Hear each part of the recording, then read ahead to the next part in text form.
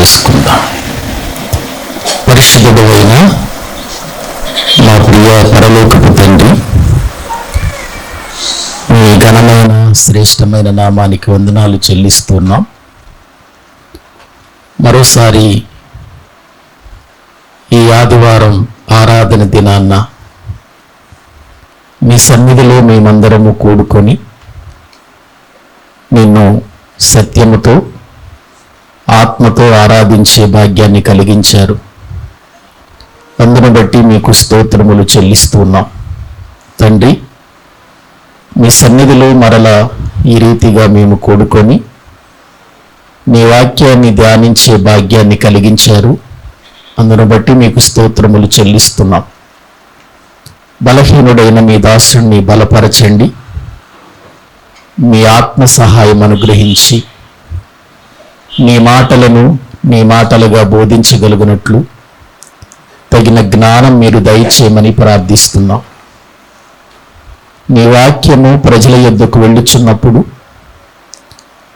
అనేక హృదయాలు కదిలించబడటానికి, ఉజ్జీవింపబడటానికి, సత్యాన్ని ఎరిగి బ్రతుకుటకు తగిన సహాయము చేయండి. మీ సన్నిధి మాతో కూడా ఉంచండి. లైవ్ ద్వారా ఎంతమంది వింటున్నారో వారిని కూడా మీరు దర్శించి బలపరచమని మీ కృపగలిగిన హస్తాలకు మమ్మల్ని మేము అప్పగించుకుంటూ యేసుక్రీస్తు ప్రభువు పేరిట ప్రార్థించి స్తుతించి వేడుకుంటున్నాము తండ్రి. ఆమేన్.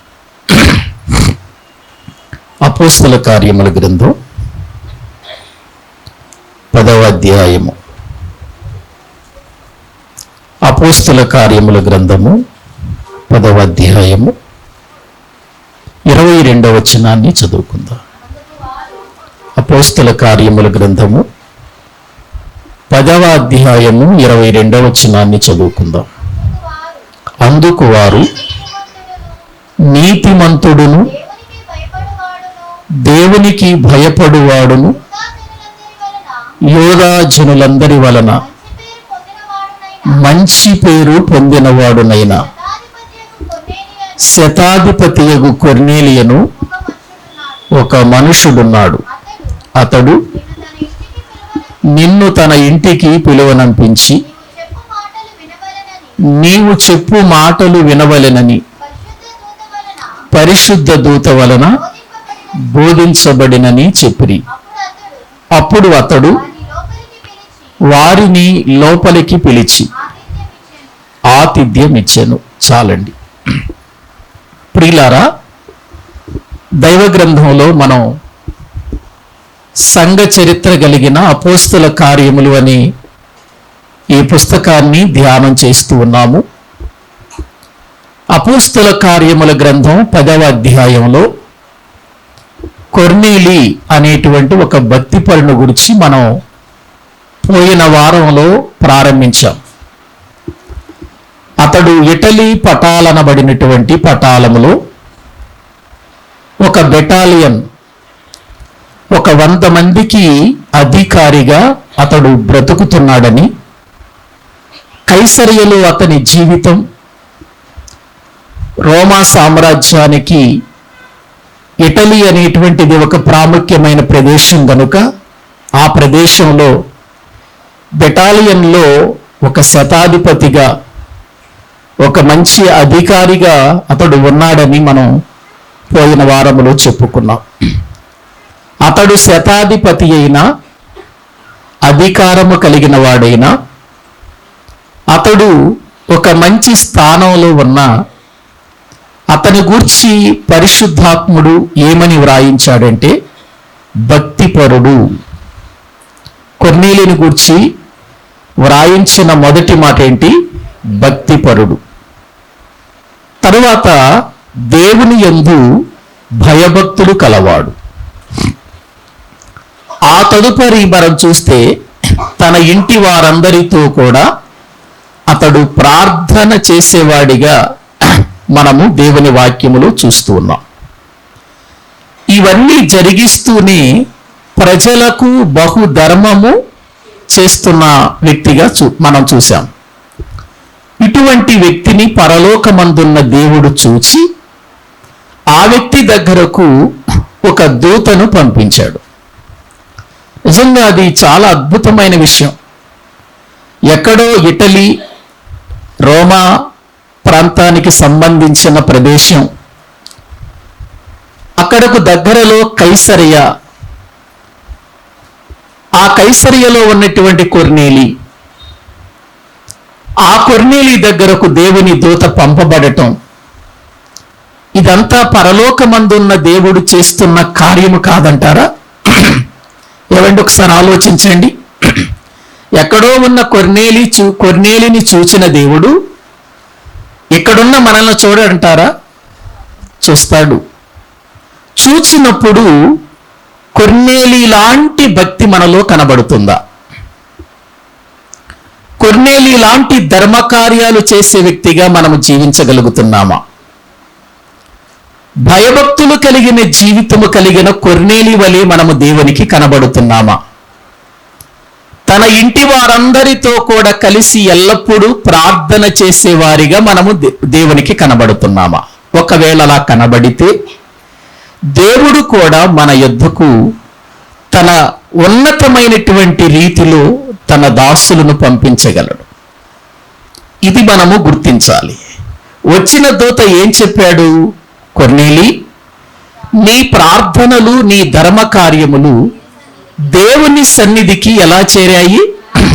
దేవుని సన్నిధికి చేరాయి అనలేదు, అక్కడ జ్ఞాపకార్థముగా చేరాయి.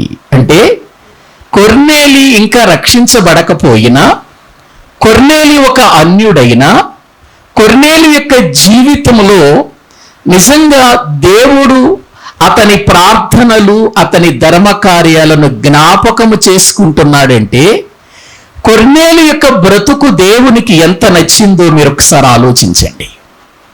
కొర్నేలి జీవితం దేవునికి నచ్చింది ప్రియులారా. అందుకే యొప్పేకు నీవు మనుషులను పంపి అక్కడ చర్మకారుని ఇంటిలో పేతురు అనేటువంటి మారు పేరు కలిగిన సీమోనున్నాడు, అతన్ని పిలిపించుకో అని దేవుని దూత వచ్చి కొర్నేలికి చెప్పినట్లుగా మనం చూస్తూ ఉన్నాం. ఇప్పుడు ప్రియులారా, ఆ కొర్నేలి ఏం చేశాడంటే తన దగ్గర ఉన్నటువంటి భక్తిపరుడైనటువంటి ఒక మనుషుడికి మరొక కొంతమందిని ఇచ్చి పేతురు దగ్గరకు యొప్పేకు పంపించినట్లుగా మనం చూస్తున్నాం. వాస్తవానికి ఈ యొప్పే అనేటువంటి ప్రదేశం ఎక్కడుందో మనము చూస్తున్నాం కదా. ఎక్కడుంది? మ్యాప్లో చూసాం కదా. ఒక్కసారి మధ్యధరా సముద్ర తీరానికి దగ్గరలో ఉంది. ఒకసారి ఆ మ్యాప్ను మళ్ళీ చూద్దాం. బైబిల్ గ్రంథంలో చివర క్రొత్త నిబంధన పాలస్తీనా ప్రదేశంలో మనం చూస్తున్నాం కదా. లుద్ద, యొప్పే. యొప్పేకు పైన ఏముంది చెప్పండి? కైసరయ. అంటే కైసరియలో ఉంటున్నాడు. ఇక్కడ పేతురు గారు ఎక్కడున్నాడంటే యొప్పేలో ఉన్నాడు. ఇది మహాసముద్రం, మధ్యధర సముద్రానికి అది ఒడ్డుగా మనం చూస్తున్నాం కదా. ఆ ప్రాంతాలన్నీ ఎక్కడున్నాయి చెప్పండి? ఎడమ వైపున సముద్రం ఉంది కదా. ఎడమ వైపున సముద్రం ఉంది. ఆ సముద్రానికి వెలుపల ఉన్న ప్రదేశాలు ఇవి. ఆ సముద్రానికి ఒడ్డున ఉన్న ప్రదేశాలు. యొప్పే పట్టణం ఒక ఓడరేవుకు సంబంధించిన పట్టణం. యొప్పే పట్టణం సముద్ర తీరాన ఉంది గనుక ఆ సముద్రానికి తీరాన ఉన్నటువంటి యొప్పే పట్టణం మరి ఒక ఓడరేవుకు సంబంధించిన పట్టణంగా మనం చూస్తున్నాం. ఈ రోజున అదే పట్టణము మరొక పేరుతో పిలువబడుతూ ఇజ్రాయేలు దేశానికి ఎయిర్పోర్ట్ ఉన్న స్థలం అది. ఈ రోజున ఇజ్రాయేలు దేశానికి ఒక మంచి పేరు పొందిన ఎయిర్పోర్ట్ ఉన్నటువంటి స్థలం అది యొప్పే అనేటువంటి ప్రదేశం. ఇప్పుడు ఈ యొప్పే పట్టణంలో పేతురు గారు ఒక వ్యక్తి ఇంటిలో ఉన్నాడు. ఎవరు ఆ వ్యక్తి అంటే అతని పేరు కూడా సీమోనే, కానీ అతడు చర్మకారుడు. ఆ ఇంటిలో అతడు ఉన్నప్పుడు ఇప్పుడు కైసరియలో ఉన్నటువంటి కొర్నేలిని ఎక్కడికి పంపించమంటున్నాడు? యొప్పేకు పంపించు. అక్కడ పేతురు గారున్నాడు, అతన్ని పిలిపించుకో, అతడు నీకు కావలసిన విషయాలు చెబుతాడని దేవుని దూత చెప్పిన వెంటనే మరి ఇక్కడ కొర్నేలి గారు భక్తిపరుడైనటువంటి ఒక నీచి మనుషులను అతనితో కూడా పంపించినట్లుగా మనం చూస్తున్నాం. వీళ్ళు యొప్పే పట్టణానికి దగ్గరికి వెళుతున్నారు. ఇప్పుడు పేతురు గారు కొర్నేలి ఇంటికి రావాలి అని అంటే పేతురు గారికి దేవుడు చెప్పాలి.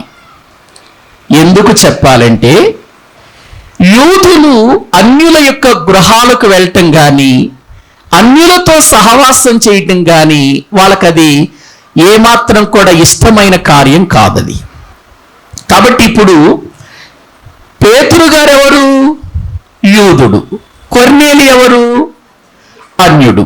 ఇప్పుడు మరి పేతురు గారు కొర్నేలి ఇంటికి రమ్మనగానే పిలవగానే వచ్చేస్తాడంటే రాడు. ఎందుకంటే ఒకసారి మీరు దేవుని వాక్యంలో చూడండి, వాళ్ళకున్న ధర్మాన్ని బట్టి రాకూడదు. వాక్యంలో 27వ వచనం మనం చదువుకుందాం. సహవాసము చేయుటయైనను అట్టి వానిని ముట్టుకొనుటయైనను యూదునికి ధర్మము కాదని మీకు తెలియను. ఏమండి, యూదులకు ఏది ధర్మం కాదు? అన్యజాతితో సహవాసము చేయుటైనా వారిని ముట్టుకోవటానికి కూడా వీళ్ళు ఇష్టపడరు, యూదులు ఇష్టపడరు. మరి ఇప్పుడు ఇతడు శతాధిపతి అయిన కొర్నేలి గారు అన్యుడు కాబట్టి యూదుడైనటువంటి పేతురు గారు వాళ్ళతో సహవాసం చేయకూడదు, వాళ్ళ ఇంటికి రాకూడదు. ఇప్పుడు కొర్నేలి గారిని కూడా ఏం చేయకూడదు? వాస్తవాన్ని బట్టి ముట్టుకోకూడదు. మరి ఎట్లా వస్తాడు ఇప్పుడు పేతురు గారు? కాబట్టి ఇప్పుడు పేతురు గారికి ఒక దర్శనాన్ని దేవుడు చూపిస్తున్నాడు. సీమోను ఇంటిలో ఉన్నాడు. భోజనం చేయటానికి వాళ్ళు భోజనాన్ని సిద్ధపరుస్తూ ఉండగా ఇతడు మేడ మీదకి వెళ్ళాడు. పేతురు గారు మేడ మీదకి వెళ్ళారు. ఇటేమో కొర్నేలి ఇంటి నుండి పేతురు గారి కోసం మనుషులు వస్తున్నారు. పేతురు గారేమో మేడ మీదకి వెళ్ళాడు ప్రార్థన చేయటానికి. అక్కడికి వెళ్ళిన తర్వాత అతనికి ఒక దర్శనం కనబడుతుంది పేతురు గారికి. ఏంటి ఒక దర్శనం అంటే 4 చెంగులు పట్టుకొనినటువంటి ఒక దుప్పటి పైనుండి పేతురు గారి ముందు దిగింది. దర్శనంలో పైనుండి పేతురు గారి ముందు దిగింది. ఆ దుప్పటిలో రకరకాలైన జంతువులు, రకరకాలైనటువంటి పక్షులు పడిపోయాయి దుప్పటిలో. ఇది మన పేతురు గారికి దర్శనంలో కనబడుతుంది. 4 చెంగులు పట్టుకుని దుప్పటి రావటం, ఆ దుప్పటిలో చతుష్పాద జంతువులు అంటే 4 కాళ్ళు కలిగిన జంతువులు, ప్రాకు పురుగులు, ఆకాశ పక్షులు అన్ని అందులో పడిపోయాయి. అంటే అది ఎంత పెద్ద దుప్పటి అయి ఉంటుందో చెప్పండి, గ్రహించండి. పక్షులంటే మామూలు దుప్పట్లో పడినా అది వేరు. ఇప్పుడు 4 కాళ్ళతో నడిచే జంతువులు కూడా ఆ దుప్పట్లో పడ్డాయంటే అది సామాన్యమైన దుప్పటి కాదు, చాలా పెద్ద దుప్పటి అయి ఉంటది. ఆ దుప్పటిలో పడినటువంటి వీటిని ప్రభు అంటున్నాడు, పేతురు చంపుకు తిను అని అన్నాడు. దుప్పటిలో పడిన పక్షులు, ప్రాకే పురుగులు, చతుష్పాద జంతువులు, వీటన్నిటినీ కూడా చంపుకొని తినమంటున్నాడు పేతురు గారు. కానీ పేతురు తినడు. ఎందుకు తినడు? యూదులకు ఒక ధర్మం ఉంది. ఏ పక్షిని తినొచ్చు, ఏ పక్షిని తినకూడదు. ఏ జంతువుని తినొచ్చు, ఏ జంతువుని తినకూడదు. ఏ పురుగును తినొచ్చు, ఏ పురుగును తినకూడదని వీళ్ళకి నియమ నిబంధనలు ఉన్నాయి కదా లేవియా కాండంలో. ఏమి తినొచ్చో ఏమి తినకూడదో వీళ్ళకు ఒక నియమ నిబంధనలు ఉన్నాయి, వీళ్ళకు ఒక ధర్మం ఉంది. కాబట్టి ఇప్పుడు దేవుడు ఏమంటున్నాడు? ధర్మాన్ని ప్రక్కన పెట్టేసి వీటిని చంపుకు తిను అని అంటున్నాడు. చూడండి, ఆ వచనాన్ని మనం చదువుకుందాం. బైబిల్ గ్రంథములో 11వ వచనం. ఆకాశము తెరవబడుటయు 4 చెంగులు పట్టి దింపబడిన పెద్ద దుప్పటి వంటి ఒక విధమైన పాత్ర భూమి మీదికి దిగివచ్చుటయు చూచెను. అందులో భూమి యందుండు సకల విధములైన చతుష్పాద జంతువులను, ప్రాకు పురుగులను, ఆకాశ పక్షులను ఉండెను. అప్పుడు పేతురు, నీవు లేచి చంపుకొని తినుమని ఒక శబ్దం అతనికి వినబడెను. అయితే పేతురు, వద్దు ప్రభువా, నిషిద్ధమైనది అపవిత్రమైనది ఏదైనాను నేనెన్నడూ తినలేదని చెప్పగా. చూసారా ఏమండి, ఇప్పుడు అందులో పడినటువంటి పక్షులను, ప్రాకు పురుగులను, చతుష్పాద జంతువులను చంపుకొని తినమంటున్నాడు. ఎవరు? దేవుడు. నాలాంటోళ్ళు నీలాంటోళ్ళు చెబితే పేతురు గారు అసలు చేయడు ఆ పని. ఎందుకంటే పేతురు గారు యూదుడు. యూదులు ఏమి తినాలో అపవిత్రమైన జంతువులు, పవిత్రమైన జంతువులు, అపవిత్రమైన పక్షులు, పవిత్రమైన పక్షులు, అపవిత్రమైన పురుగులు, పవిత్రమైన పురుగులు. వాళ్ళకి దేవుడు లేవియా కాండంలో చెప్పాడు ఏవి తినాలో తినకూడదు. నేను ఇంతకు ముందు కూడా చాలాసార్లు ఆ విషయాలు మీకు చూపించాను. కానీ ఇప్పుడు తినకూడదు, కానీ ఇప్పుడు దేవుడు అంటున్నాడు తినాలి అని అంటున్నాడు. ప్రభువా, నేను ఇప్పుడు తినలేదయ్యా ఇంతవరకు. ఎందుకంటే అపవిత్రమైనవి, నిషిద్ధమైనవి నేను తినలేదు కదంటే ప్రభు అన్నాడు, నిషిద్ధమైనటువంటి వాటిని నేను పవిత్రపరిచాను, నువ్వు తిను. ఏంటి నీకు భయం? నేను తిను అని అంటున్నాడు దేవుడు. చూడండి ఒకసారి 15వ వచనం. దేవుడు పవిత్రము చేసిన వాటిని నీవు నిషిద్ధమైన వాటిగా ఎంచవద్దని మరలా రెండవ మారు ఆ శబ్దం అతనికి తిను తిను తిను అని అంటున్నాడు. పేతురు గారేమో తినను అని అంటున్నాడు. చూడండి అక్కడ ఎందుకు తినడు? యూదుడు. కొన్నిటిని తినరు వాళ్ళు. ఏమి తినాలో వాళ్ళకు తెలుసు, ఏమి తినకూడదో వాళ్ళకు ఒక ధర్మం ఉంది. తినను అని అంటున్నాడు. అపవిత్రమైనవి కదా నాయన, అవి నిషిద్ధమైనవి కదా, ఇశ్రాయేలీయులకు నిషిద్ధమైనవి కదా, కాబట్టి నేను తిననంటున్నాడు పేతురు గారు. ప్రభు అంటున్నాడు, దేవుడు పవిత్రము చేసిన వాటిని నువ్వు నిషిద్ధమైనవిగా ఎంచొద్దు, తినేసేయి అని అంటున్నాడు. ఇలా ఒక్కసారి కాదు, 2 సార్లు కాదు, 3 సార్లు ఆ శబ్దం అతనికి ప్రియులారా వినబడినట్లుగా మనము చూస్తుంటున్నాం. ఇది తర్వాత అతడు ప్రియులారా దర్శనం కాబట్టి కళ్ళు తెరిచిన తర్వాత ఏంటి ఈ దర్శన భావం, ఏంటి దర్శన భావం నాకు అర్థం కావట్లేదు. అక్కడ పైనుండి ఒక 4 చెంబులు పట్టుకునేటువంటి దుప్పటువంటి ఒక పాత్ర రావటం ఏంటి, ఆ పాత్రలో అనేక రకాలైనటువంటి పక్షులు, పురుగులు, జంతువులు పడటం ఏంటి, వాటిని దేవుడు చంపుకు తినమంటున్నాడు. అవి నిషిద్ధం కదా ఇశ్రాయేలీయులకు అని అంటే, కాదు నేను పవిత్రం చేశాను తినమంటున్నాడు. ఏంటో ఇతనికి అర్థం కాలేదు. ఈలోపు కొర్నేలి గారు పంపించిన మనుషులు పేతురు గారు ఉన్న స్థలాన్ని వెతుక్కుంటూ అక్కడికి వచ్చారు. అయ్యా, పేతురు గారు ఉంది ఇక్కడేనా, సిమోను గారు ఉంది ఇక్కడేనా అని అడిగి తెలుసుకుంటున్నారు. ప్రియులారా, తెలుసుకుంటున్న సమయంలో దేవుడు అంటున్నాడు, దేవుడు ఇప్పుడు సీమోనుతో చెప్పి మాట్లాడుతున్నాడు. చూడండి 17వ వచనం నుండి చదవండి. పేతురు తనకు కలిగిన దర్శనం ఏమయ్యుండును అని తనలో తనకు ఎటు తోచకయుండగా కొర్నేలి పంపిన మనుషులు సీమోను ఇల్లు ఏదని విచారించి తెలుసుకొని వాకిట నిలిచి ఇంటి వారిని పిలిచి, పేతురు అను మారు పేరు గల సీమోను ఇక్కడ దియ్యున్నాడా అని అడిగిరి. పేతురు ఆ దర్శనమును గురించి యోచించుచుండగా ఆత్మ, ఇదిగో 3 మనుషులు నిన్ను వెతుకుచున్నారు, నీవు లేచి క్రిందికి దిగి సందేహింపక వారితో కూడా వెళ్ళుము, నేను వారిని పంపియున్నానని అతనితో చెప్పెను. గమనించండి ఈ విషయాలన్నీ. పేతురు గారి జీవితాన్ని మీరు బాగా ఆలోచించండి. ఎందుకంటే ఇప్పుడు మనం పేతురు గారి పరిచర్యను గురించే మాట్లాడుకుంటున్నాం. ఎందుకంటే 1వ అధ్యాయం నుండి 12 అధ్యాయాల వరకు మనకు కనబడుతున్న పరిచర్య ఎక్కువగా ఎవరిది? పేతురు గారి గురించే మనకు కనబడుతుంది. పేతురు గారి గురించి ఇప్పుడు పేతురు గారికి ఈ దర్శనం రావటం, 3 మనుషులు కొర్నేలి దగ్గర నుంచి రావటం, ఆ ఇంటి వాకిట నిలిచి ఉండటం, దేవుని ఆత్మ ఏం చెబుతుందంటే, నీ కొరకు 3 మనుషులు వచ్చారు, వారు నిన్ను వెంట పెట్టుకుని వెళ్ళటానికి వచ్చారు, రాననొద్దు వెళ్ళు. రానని ఎందుకంటాడు?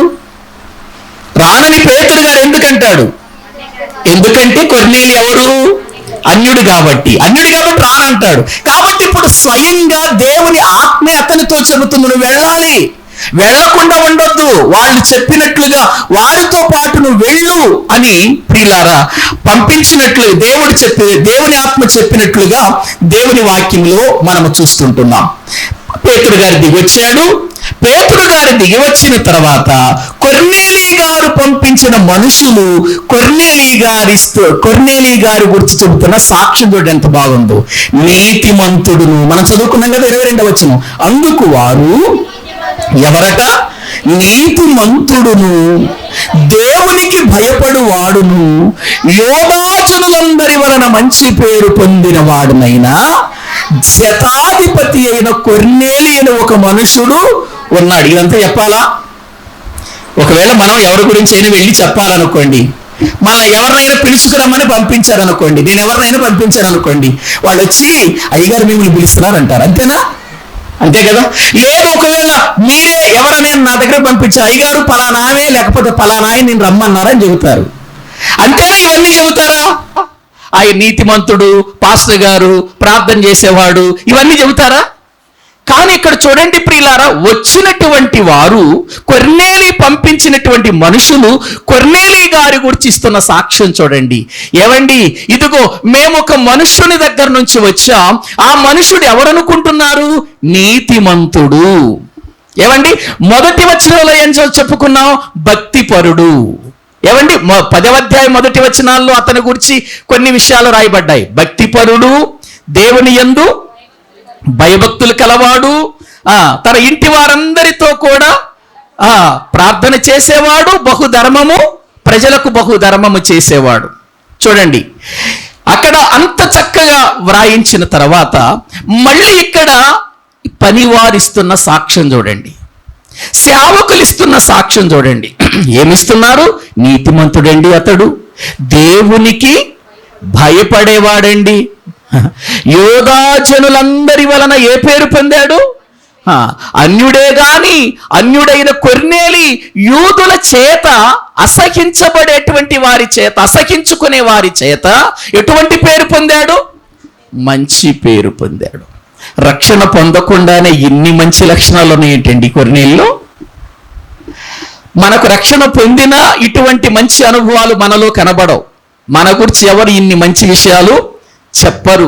కానీ రక్షణ పొందకపోయినా నిజంగా అతని గూర్చినటువంటి గొప్ప సంగతులు చూడండి ప్రియులారా. భక్తిపరుడు, నిజంగా ఆ భక్తిపరుడు అనే మాట దేవుని నమ్మిన తర్వాత ఎంతగానో వాక్యం తెలుసుకొని ప్రార్థన చేస్తూ దేవుని కొరకు యథార్థంగా బ్రతకాలని ఒక నిర్ణయం చేసుకున్న తర్వాత అప్పుడు ఆ వ్యక్తిని భక్తిపరుడు అంటారు.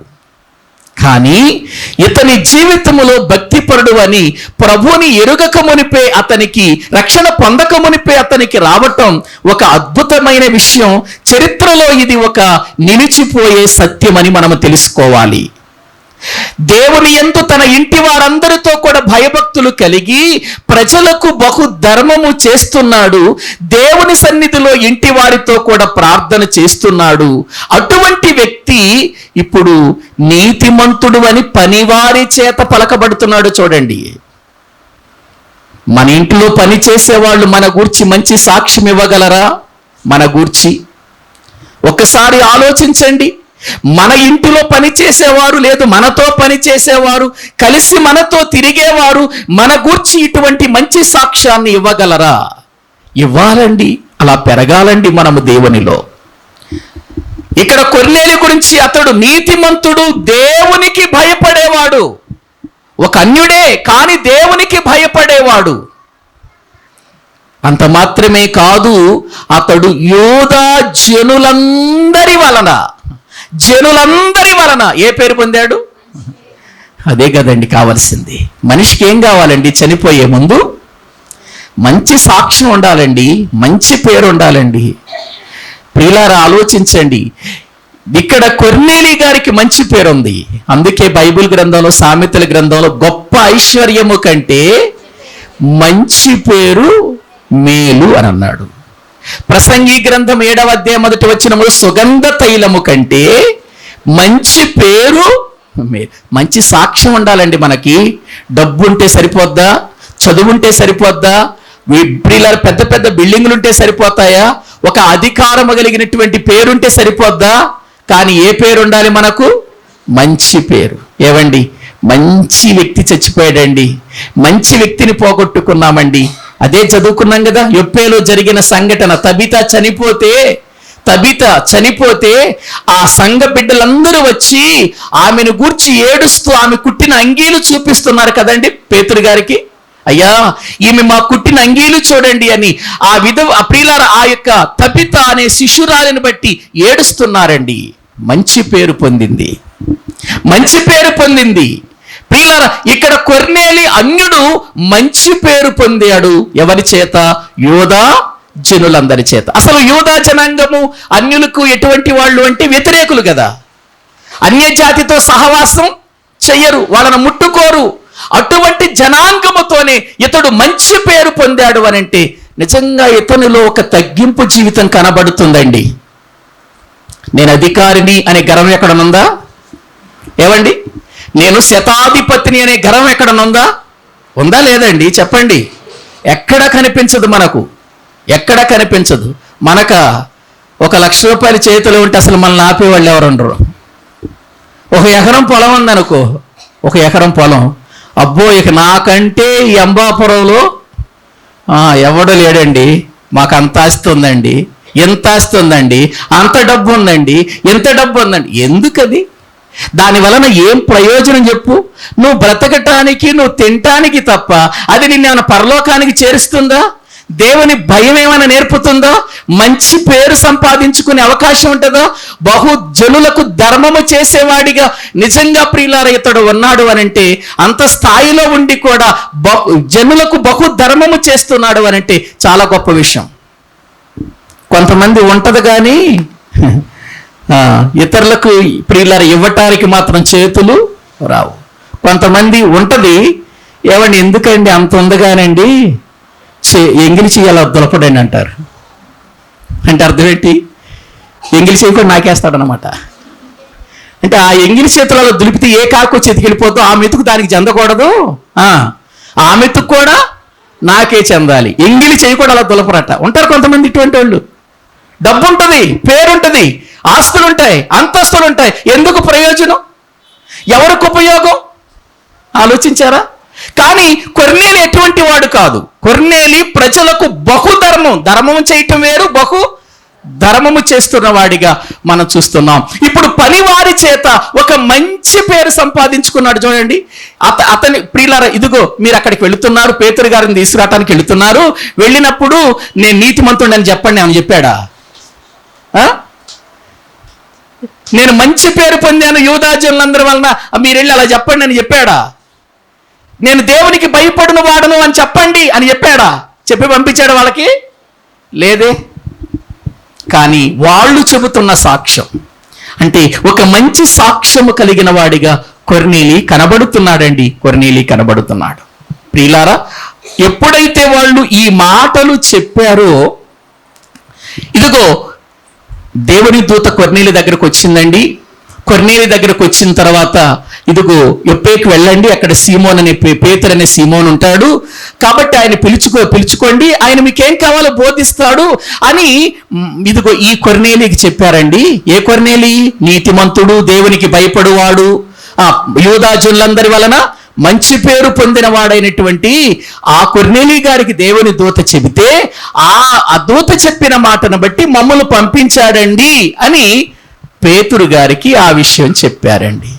ఇప్పుడు వెలిగింది ఆయనకి దర్శనం ఎందుకు వచ్చిందో. ఆ 4 చెంగులు పిల్లర పట్టుకొనినటువంటి ఒక దుప్పటి లాంటి పాత్ర ఆయన ముందుకు ఎందుకు వచ్చిందో, అందులో చతుష్పాద జంతువులు, పక్షులు, ప్రాకే పురుగులు ఎందుకు పడ్డాయో, దేవుడు వాటిని ఎందుకు తినమన్నాడో అతనికి అర్థమైంది. అంటే దేవుడు అన్యులకు కూడా రక్షణ కలిగించేవాడు అని పేతురు గారికి ఇప్పుడు అర్థమైంది. ఇప్పటి వరకు ఏమనుకున్నారు? మా యూదులకే దేవుడు, యూదులకు తప్ప ఇంకెవరికి ఆయన దేవుడు కాదు, యూదులకు మాత్రమే మనము సువార్త చేయాలి, యూదులకు మాత్రమే దేవుని మాటలు చెప్పాలి, అన్యుల దగ్గరికి మనం వెళ్ళకూడదు, వాళ్ళతో సహవాసం చేయకూడదు, వాళ్ళను ముట్టకూడదు అని అనుకున్న పేతురు ఎప్పుడైతే ఈ విషయాన్ని తెలుసుకున్నాడో దేవుని శక్తి ఏంటో పేతురికి అర్థమయ్యింది. ప్రభువా, ఇప్పటి వరకు యూదుల మధ్యలో సేవ చేశాను, నేను యూదులకు వాక్యం చెప్పాను, యూదులు వాక్యం చెబుతుంటే ఒక్కసారి వాక్యం విన్న తర్వాత 3,000 మంది రక్షణలోనికి వచ్చారు. 3000 మంది వచ్చిన వాళ్ళంతా ఎవరు? వాళ్ళు అన్యులు కాదు, అంతా ఆయా దేశాల నుండి వచ్చిన యూదులే. ఇప్పుడు మొట్టమొదటిగా అన్యులకు సువార్త ప్రకటించటానికి కూడా దేవుడు ఎన్నుకున్న వ్యక్తి ఎవరంటే పేతురు గారు. యూదులకు మొదటిగా సువార్త చెప్పి సంఘానికి అతడు ప్రియులారా సంఘములో చేర్చాడు, సంఘాన్ని కట్టాడు. ఇప్పుడు అన్యులకు కూడా మొట్టమొదటిగా సువార్త చేస్తూ సువార్త ప్రకాశమానమును అన్యుల మధ్యకు తీసుకుని వెళ్ళటానికి దేవుడు ఏర్పాటు చేసుకుని పంపిస్తున్న వ్యక్తి ఎవరు అంటే పేతురు గారే. ఇప్పుడు పేతురు గారికి అర్థమైంది, ఓహో, నన్ను అన్యుని మధ్యకు కూడా దేవుడు వెళ్ళమంటున్నాడంటే అన్యులకు కూడా ఆయన దేవుడి. చూడండి, అక్కడ దైవ గ్రంథంలో మనము చూసినట్లయితే ప్రియులారా, పేతురు గారు ఏమని ప్రియులారా అనుకుంటున్నాడో ఒక్కసారి దేవుని వాక్యములో మనము చూద్దామండి. 26వ వచనం చదవండి. ఉమ్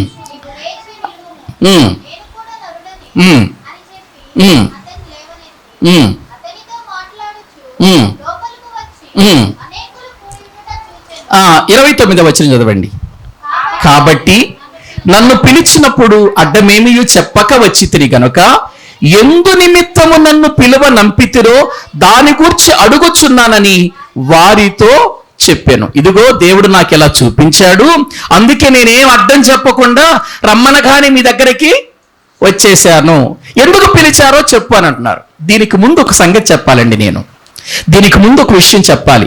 ఇప్పుడు పేతురు గారు ఎక్కడికి వచ్చేస్తున్నాడు? యొప్పే నుండి కైసరియకు వచ్చేస్తున్నాడు. ఎవరింటికి? కొర్నేలి ఇంటికి. కొర్నేలి గారు ఎంత గొప్ప పని చేశాడు చెప్పనా? ఎంత గొప్ప పని చేశాడు తెలుసా? పేతురు గారు వస్తున్నాడు, దైవజనుడు, మంచి వాక్యాన్ని బోధిస్తాడు, దేవుని మాటలు బోధిస్తాడు.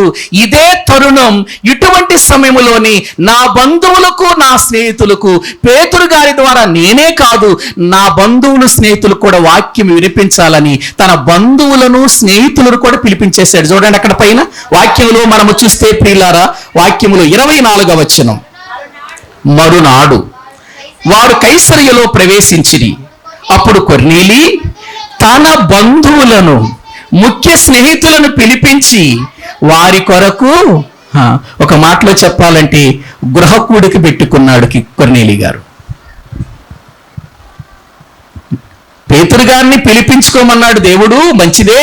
పేతురు గారు వస్తున్నాడు, నా ఇంటి వారు మాత్రమే వింటే ప్రయోజనం ఏంటి వాక్యం? కాబట్టి ఇదే అదును, కాబట్టి ఇదే సమయం, కాబట్టి ఎవరైతే ముఖ్య స్నేహితులు ఉన్నారో వాళ్ళని, నా బంధువులను కూడా పిలిపించుకొని వాక్యము వినిపిస్తే వాళ్ళు కూడా మారు మనసు. ఏం ఆలోచన అండి! ఒక దైవజనుడు వస్తున్నాడు అని అంటే నేను మాత్రమే కాదు, నా బంధువులు నా స్నేహితులు కూడా వినాలని కోరిక కలిగిన వాడై పేతురు గారు రాకమునిపే వాళ్ళందరినీ పిలిపించుకున్నాడు అని అంటే, వాళ్ళందరినీ పిలిపించి కనిపెడుతున్నారు పేతురు గారి కోసం. కనిపెడుతున్నారంటే ఎంత గొప్ప విషయం! ఎప్పుడైనా దైవజనుడు మీ ఇంటికి వస్తున్నప్పుడు, లేదు ప్రియులారా మీ ఇంట్లో ఒక గృహ కూడిక పెట్టుకున్నప్పుడు, మీరెప్పుడైనా మీ బంధువులను స్నేహితులు పిలిపించి రండి దేవుని మాటలు మాతో కూడా వినండి, మంచి మాటలు ఇదిగో బోధిస్తారని ఎప్పుడైనా పిలిపించుకున్నారా? వాళ్ళ పిలిపించుకుంటే ఎక్కడ భోజనాలు పెట్టాల్సి వచ్చిందనని మన బాధ కదా. బంధువులందరూ వచ్చారనుకో, స్నేహితులందరూ వచ్చారనుకో, ఇప్పుడు వాళ్ళందరికీ ఏం పెట్టాలి? భోజనం పెట్టాలి. ఈ ఖర్చు అంతా ఎందుకు? ఆ పాస్టర్ గారు ఏదో వచ్చేసి మనకే 4 మాటలు చెప్పి 4 మాటలు ప్రార్థన చేసి వెళ్ళిపోతే సరిపోతలే. అంటే భారం ఉందా? బాధ్యత ఉందా? దేవుని సేవకు, దేవుని పిల్లలంగా, రక్షించబడిన వారిగా, దేవుని పిల్లలమైనటువంటి మనము కేవలం మన వరకు మాత్రమే కాదు, ఎప్పుడైనా మనకు వాక్యాన్ని వినిపించే దైవజనులు మన ఇంటికి వస్తున్నారు అని అంటే ప్రియులారా, మనకు తెలిసిన వారందరినీ పిలిపించుకుంటే వారు దేవుని వాక్యాన్ని వింటే వాళ్ళ జీవితాలు కూడా బాగుపడతాయనే ఆలోచన మనకు కలగాలి. ఇప్పుడు పేతురు గారు కొర్నేలి గారి ఇంటికి వచ్చేసాడు. కొర్నేలి గారు ఏం చేస్తున్నాడు చూడండి ఒకసారి. 25వ వచనం, పేతురు లోపలికి రాగా కొర్నేలి అతన్ని ఎదుర్కొని అతని పాదముల మీద పడి నమస్కారము ఇప్పుడు నేను మిమ్మల్ని ఒక ప్రశ్న వేస్తాను, చెప్పండి. పేతురు గారు ఎవరు? పేతురు గారు ఎవరు? దైవజనుడి. ఎంత చదువుకున్న దైవజనుడు? ఎంత చదువుకున్న దైవజనుడు? పేతురు గారి వృత్తి ఏంటి చెప్పండి? జాలరి కదా, ఒక జాలరి, ఒక ఫిషర్ మ్యాన్ కదా, ఒక చేపలు పట్టుకునే వ్యక్తి. కొర్నేలి ఎవరు? బెటాలియన్లో ఒక శతాధిపతి, 100 మందికి అధికారి.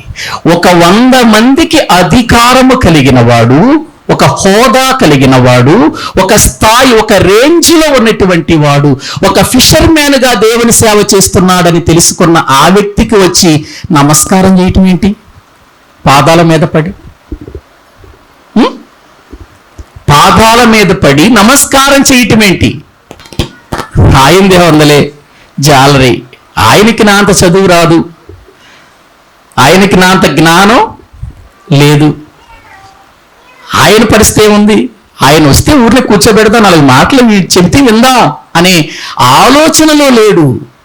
అతడు ఎవరనేది ప్రాముఖ్యం కాదు, దేవుని చేత ఏర్పాటు చేయబడిన అపోస్తలుడు.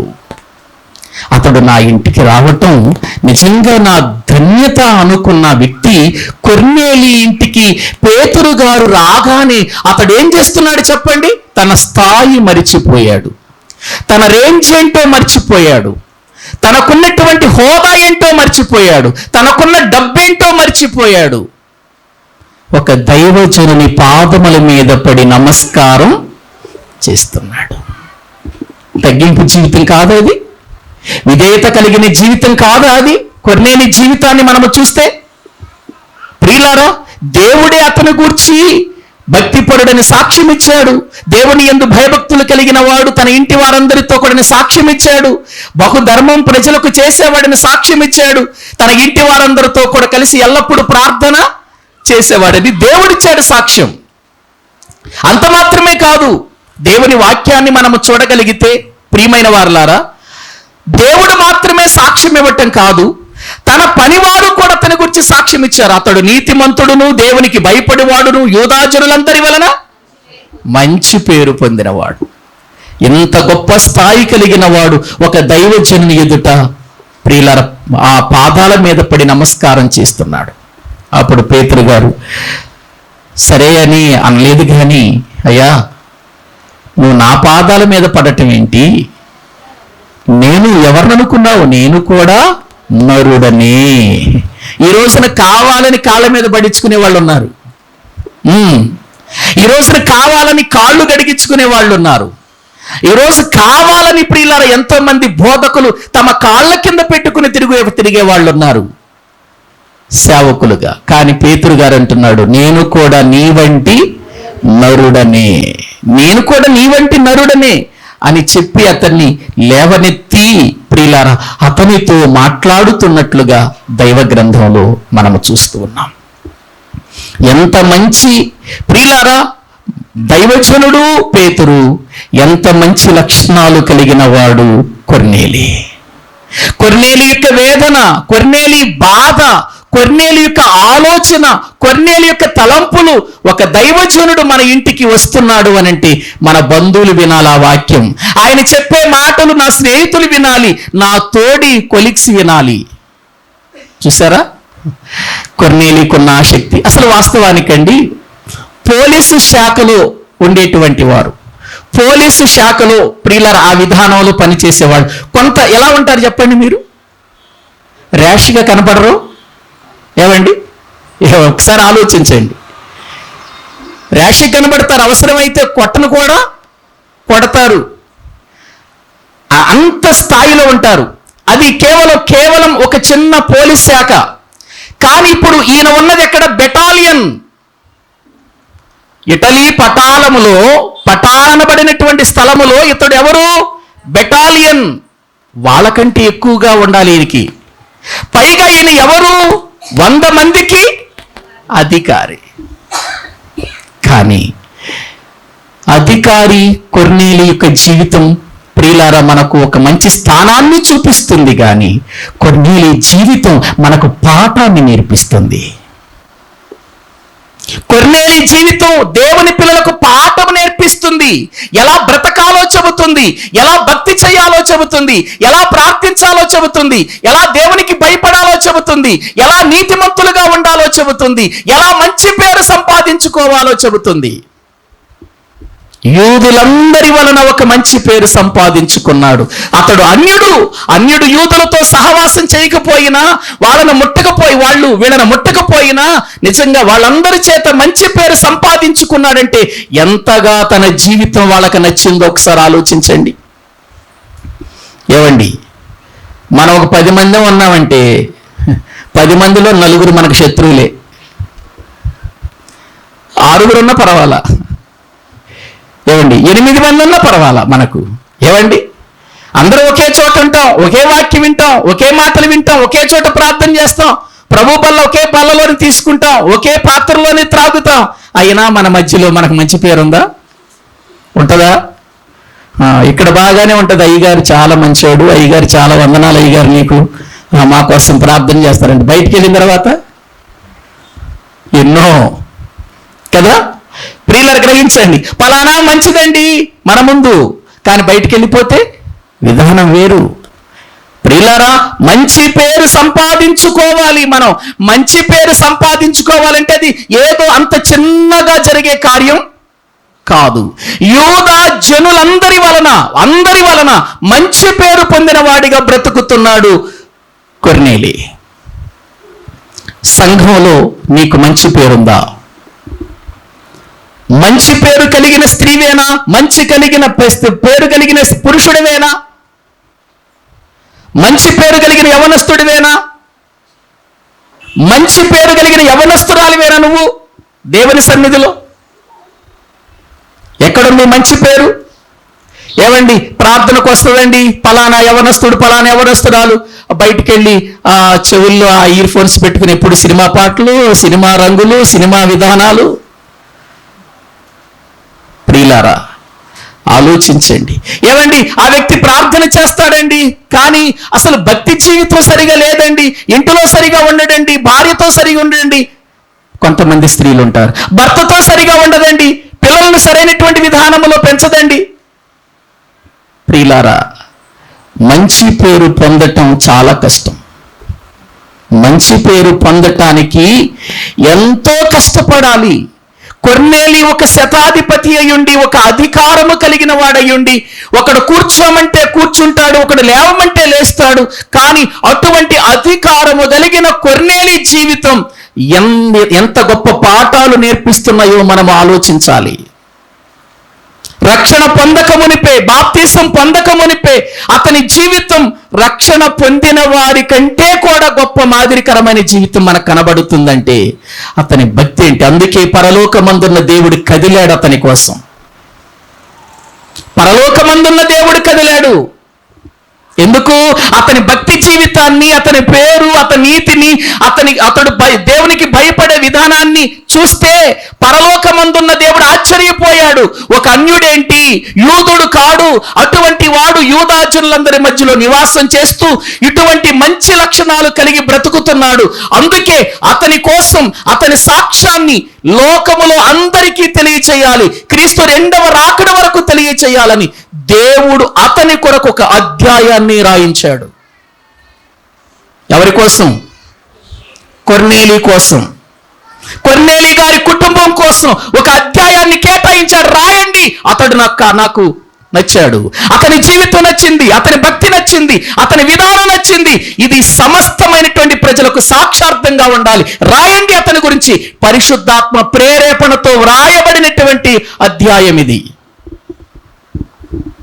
66 పుస్తకాలలో అపోస్తల కార్యముల గ్రంథం 10వ అధ్యాయము ఒక వ్యక్తిని గురించి దేవుడు రాయించటానికి ఇష్టపడ్డాడంటే ఎంత నచ్చితే దేవుడు రాయించాడో ఒకసారి ఆలోచించండి. మరి నీ గురించి, నా గురించి దేవుడు మెచ్చుకోగలడా? మన గురించి ఏదైనా వ్రాయించగలడా? ఎలా ఉంది మన బ్రతుకు? రక్షించబడ్డాం, మారు మనసు పొందాం, మనలో ఇటువంటి లక్షణాలు ఎక్కడ కనబట్టలేదు. కనుక ప్రియులారా, జాగ్రత్త పడాలి మనం. ఇప్పుడు పేతురు గారు కొర్నేలి ఇంటికి రావటానికి, దేవుడు పేతురు గారిని కొర్నేలి ఇంటికి రప్పించటానికి దేవుడే పేతురు గారిని కదిలించాడు. ఎక్కడ? యొప్పేలో. దేవుడే పేతురు గారిని కదిలించకపోతే పేతురు గారు కొర్నేలి ఇంటికి వెళ్తాడా? వెళ్ళడు. ఇప్పుడు పేతురు గారిని ప్రియుల కదిలించటానికి, పేతురు గారికి కూడా ఒక దర్శనమిచ్చి కొర్నేలి ఇంటికి పంపించటానికి దేవుడు ఒక పాఠం నేర్పిస్తున్నాడు పేతురు గారికి. ఎందుకండి కొర్నేలి అంటే అంత ప్రేమ దేవునికి? కొర్నేలి అంటే ఎందుకండి అంత ఇష్టం? నచ్చింది అతని జీవితం, భక్తి జీవితం నచ్చింది, ఆత్మీయ జీవితం నచ్చింది, అతని యొక్క శారీరకమైనటువంటి జీవితం నచ్చింది ఆయనకు. ఎక్కడ ఏ విషయంలో కూడా తక్కువగా లేడు. మరి ఈరోజు ప్రార్థన చేస్తున్నామని చెప్పుకుంటున్న మనం, పాటలు పాడుతున్నామని చెప్పుకుంటున్న మనం, బోధ చేస్తున్నామని చెప్పుకుంటున్న మనం, దేవుని సంఘములో నేను ఒక సభ్యుణ్ణి అని చెప్పుకుంటున్న మనం, దేవుని సంఘములో ఒక ముఖ్యమైన వ్యక్తిని అని చెప్పుకుంటున్నాం మనం, నిజంగా ప్రియులారు ఎవరికైనా మాదిరిగా ఉన్నామా? మాదిరికరమైన జీవితం మనలో కనబడుతుందా? ఆలోచించండి. పేతురు గారు ఇప్పుడు కొర్నేలి ఇంటికి వచ్చాడు. ఏం జరుగుతుందో వచ్చే వారం చెప్పుకుందాం. తలలు వంచండి, ప్రార్థన చేసుకుందాం. తలలు వంచండి, ప్రార్థన చేసుకుందాం. ప్రభువా, ఒక అన్యుడు కొర్నేలి జీవితం నిజమే ప్రభువా, ఎంత గొప్ప పాఠాన్ని నేర్పిస్తుందయ్యా మాకు. రక్షించబడ్డాము కానీ ఎవరూ మాలో భక్తిని గుర్తించలేదు. రక్షించబడ్డాము కానీ దేవుని ఇల్లంతటిలో, దేవుని యొక్క సన్నిధిలో ఇల్లంతటితో కూడి ప్రార్థన చేసే జీవితం మాకు మాలో లేదు. తండ్రి, ఎంతో మమ్మలను దీవించావు లోక సంపదనిచ్చి, అయినా మేము బహుధర్మము చేసేవారిగా కనబడటం లేదు. భయముతో బ్రతికే జీవితం మాలో కనబడటం లేదు నాయనా. ఒకరితో మంచి అనిపించుకునే మేము 10 మందితో చెడ్డ అనిపించుకునే జీవితమే మాలో కనబడుతుంది. మంచి పేరు లేదయ్యా, నీకు భయపడే జీవితం లేదయ్యా, దైవజనుడంటే గౌరవించే విధానం లేదయ్యా. నిజంగా ప్రభువా, కొర్నేలి ఒక్క ఉన్నతమైన స్థితిలో ఉండి కూడా ఎంతగా తన జీవితాన్ని మా ఎదుట ప్రభు మాదిరికరంగా ఉంచాడయ్యా. ప్రభు బల్ల తీసుకుంటున్నాను, సమాధానం లేదు. ప్రభు బల్ల తీసుకుంటున్నాను, శాంతి లేదు. ప్రభు బలలో పాలు పంపులు పొందుతున్నాను, ఒక సహోదరుడుగా మరొక సహోదరుని ప్రేమించలేకపోతున్నాను, ఒక సహోదరిగా మరొక సహోదరిని నేను ప్రేమించలేకపోతున్నాను. ప్రభు బలలోనికి వస్తున్నాను, సరైనటువంటి ప్రభు ఆత్మీయత నాలో కనిపించటం లేదయ్యా. నా జీవితాన్ని మీ చేతులకు అప్పగిస్తున్నాను ప్రభు అనంటూ, మళ్ళా మనం ఇప్పటికైనా ఈ మాటలు వింటున్నప్పుడైనా నేనెందుకు ప్రభు కొరకు ఇలా బ్రతకకూడదు, నేనెందుకు ఇలా జీవించకూడదని మమ్ములను మేము నీకు సమర్పించుకొని ఒక మంచి తీర్మానముతో మేము జీవించటానికి సహాయం చేయండి ప్రభు అని మళ్ళా మనము దేవునికి అప్పగించుకుందాం, ప్రార్థన చేసుకుందాం. పరిశుద్ధుడవైన మా ప్రియ పరలోకపు తండ్రి, మీ శ్రేష్టమైన ఘనమైన నామానికి వందనాలు చెల్లిస్తూ ఉన్నాం. మీ సన్నిధిలో ప్రభువా మమ్మలను ఇంతవరకు జ్ఞాపకము చేసుకొని సజీవులుగా ఉంచి మరలా తిరిగి మీ సన్నిధిలో ఈ రీతిగా నిన్ను ఆరాధించే వారిగా మమ్మల్ని చేశారు. అందుకై మీకు స్తోత్రములు తండ్రి. మేము ఏది వింటున్నామో జాగ్రత్తగా చూసుకోమన్నారు. ఆ విధంగా మేము నీ వాక్యాన్ని బట్టి జాగ్రత్తగా చూచుకొని నడిచేవారిగా మమ్మల్ని చేయండి, బలపరచండి. గత 2 వారాలుగా కొర్నేలి జీవితాన్ని గురించి మాతో మాట్లాడుతున్నారు తండ్రి. కొర్నేలి జీవితం ఎంతగా మీకు నచ్చిందో ఆయన బ్రతుకులో ఉన్నటువంటి విషయాలను మేము అర్థం చేసుకుంటే మాకు ప్రభు మీ మనసేంటో అర్థమవుతుంది నాయన. కాబట్టి మా బ్రతుకులు కూడా నీవు సంతోషించేవిగా, నిన్ను ఆనందపరిచేవిగా ఉండటానికి, నీకు ఇష్టమైన జీవితాన్ని జీవించటానికి సహాయము చేయండి. కూడి వచ్చిన ప్రతి బిడ్డను బట్టి మీకు వందనాలు. ఎన్నో ప్రదేశాలలో నీ వాక్యాన్ని బోధించే అవకాశము నాకు ఇచ్చారు. నీ వాక్యాన్ని అందిస్తున్నప్పుడు అనేకుల జీవితాలు నీ వైపుకు ఆకర్షించబడటానికి, సంఘాలు ఉజ్జీవింపబడటానికి, ఆత్మీయతలు బలపడటానికి సహాయము చేయండి తండ్రి. ఈ సమయమందు ఇక్కడ కూడిన ప్రతి బిడ్డను కూడా మీరు జ్ఞాపకము చేసుకొని బలపరచండి. మంచి ఆయురారోగ్యములతో నింపండి. ఆత్మీయ శక్తి కలిగి నీ కొరకు ప్రతి ఒక్కరూ కూడా ఒక మంచి తీర్మానము కలిగి బ్రతుకుటకు సహాయము చేయండి. శుక్రు, శని, ఆదివారాలు, షాబాదులో జరిగే ఉపవాస కూడికల్లో మీరుండండి. మీ సహాయం అందించండి.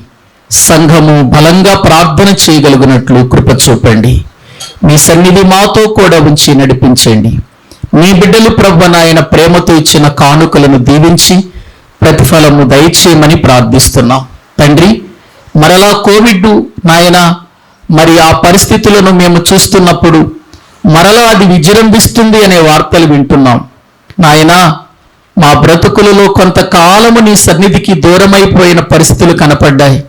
నీ చిత్తమైతే మరలా అటువంటి పరిస్థితులు రాకుండా నీ సన్నిధిలో ప్రభువా మేమందరము జాగ్రత్తగా గడపటానికి మీరే తగిన రీతిలో మీ కార్యములు జరిగించి మహిమ పొందండి.